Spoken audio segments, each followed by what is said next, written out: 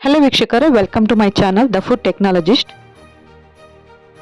ಈಗಿನ ದಿನಗಳಲ್ಲಿ ತುಂಬ ಜನ ಈ ಸ್ಪ್ರೌಟ್ಸ್ ಅಂದರೆ ಮೊಳಕೆ ಕಾಳುಗಳು ಆರೋಗ್ಯಕ್ಕೆ ಒಳ್ಳೆಯದು ಅಂತ ಹೇಗೆ ಬೇಕೋ ಹಾಗೆ ಸೇವಿಸಲಿಕ್ಕೆ ಸ್ಟಾರ್ಟ್ ಮಾಡಿದ್ದಾರೆ. ನೋಡಿ, ತುಂಬ ಜನ ಮೊಳಕೆ ಕಾಳುಗಳನ್ನು ಹಸಿಯಾಗಿ ಸಲಾಡ್ ರೂಪದಲ್ಲಿ ಮಾಡಿಕೊಂಡು ಸೇವಿಸ್ತಾ ಇದ್ದಾರೆ.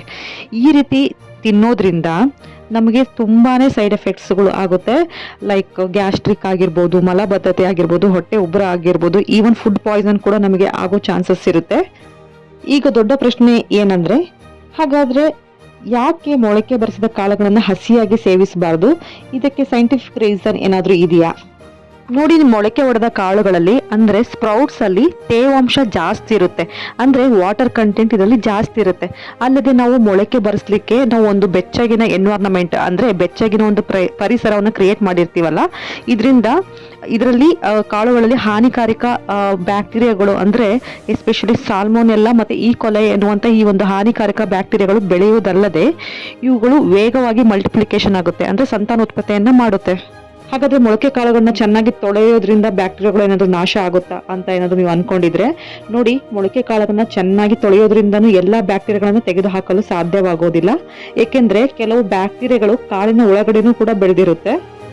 ಸೊ ಹಾಗಾಗಿ ಆರೋಗ್ಯದ ಅಪಾಯವನ್ನು ಕಡಿಮೆ ಮಾಡಲು ವಿಶೇಷವಾಗಿ ಗರ್ಭಿಣಿಯರು, ಚಿಕ್ಕ ಮಕ್ಕಳು ಮತ್ತೆ ವಯಸ್ಸಾದವರು ಹಾಗೂ ದುರ್ಬಲ ಪ್ರತಿರಕ್ಷಣಾ ವ್ಯವಸ್ಥೆ ಅಂದರೆ ಲೋ ಇಮ್ಯುನಿಟಿ ಇರುವಂತಹವರು ಮೊಳಕೆ ಕಾಳುಗಳನ್ನು ಹಸಿಯಾಗಿ ತಿನ್ನುವುದಕ್ಕಿಂತ ಅವುಗಳನ್ನು ಸ್ವಲ್ಪ ಬೇಯಿಸಿಕೊಂಡು ಅಥವಾ ಹಬೆಯಲ್ಲಿ ಬೇಯಿಸಿ ಅಂದರೆ ಸ್ಟೀಮ್ ಮಾಡಿ ತಿನ್ನುವುದು ಸುರಕ್ಷಿತ.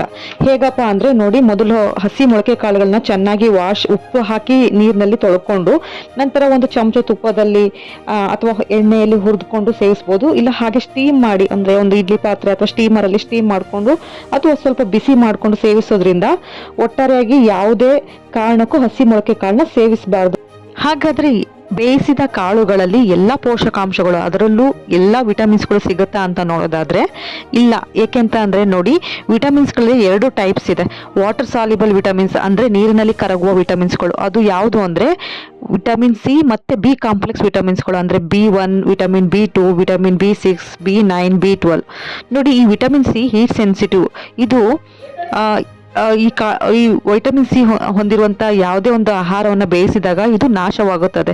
ಉಳಿದಂತೆ ಬಿ ಕಾಂಪ್ಲೆಕ್ಸ್ ವಿಟಮಿನ್ಗಳು ಅಂದರೆ ಇವು ವಾಟರ್ ಸಾಲ್ಯುಬಲ್ ಆಗಿರೋದ್ರಿಂದ ಬೇಯಿಸಿದ ನೀರಿನಲ್ಲಿಯೂ ಕರಗಿ ಹೋಗುತ್ತವೆ. ಹಾಗಾಗಿ ನೀವು ಮೊಳಕೆ ಕಾಳುಗಳನ್ನು ಬೇಯಿಸಿದ ನೀರನ್ನು ಕೂಡ ವೇಸ್ಟ್ ಮಾಡದೆ ಸೇವಿಸೋದ್ರಿಂದ ನಿಮಗೆ ಈ ಬಿ ಕಾಂಪ್ಲೆಕ್ಸ್ ವಿಟಮಿನ್ಗಳ ಲಭ್ಯತೆ ನಿಮ್ಮ ದೇಹಕ್ಕೆ ಸಿಗುತ್ತೆ. ವಿಟಮಿನ್ಸ್ನ 2ನೇ ಟೈಪ್ ಯಾವುದಪ್ಪ ಅಂದರೆ ಫ್ಯಾಟ್ ಸಾಲ್ಯುಬಲ್ ವಿಟಮಿನ್ಸ್ ಅಂದರೆ ಕೊಬ್ಬಿನಲ್ಲಿ ಕರಗುವಂಥ ವಿಟಮಿನ್ಸ್ಗಳು.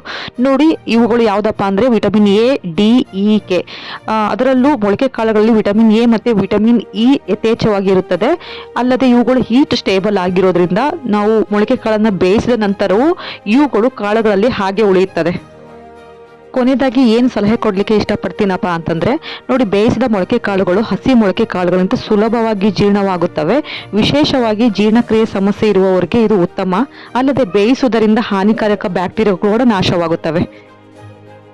ನಿಮಗೆ ಗರಿಷ್ಠ ಮಟ್ಟದಲ್ಲಿ ಎಲ್ಲ ವಿಟಮಿನ್ಸ್ಗಳ ಲಭ್ಯತೆ ನಿಮ್ಮ ದೇಹಕ್ಕೆ ಸಿಗಬೇಕು ಅಂದರೆ ಬೆಸ್ಟ್ ಮೆಥಡ್ ಏನಪ್ಪ ಅಂದರೆ, ಹಸಿ ಮೊಳಕೆ ಕಾಳುಗಳನ್ನು ಚೆನ್ನಾಗಿ ತೊಳೆದು ಸ್ವಲ್ಪ ಹಬೆಯಲ್ಲಿ ಬೇಯಿಸಿ ಅಂದರೆ ಸ್ಟೀಮ್ನಲ್ಲಿ ಬೇಯಿಸಿ ತಿನ್ನೋದು ಉತ್ತಮ.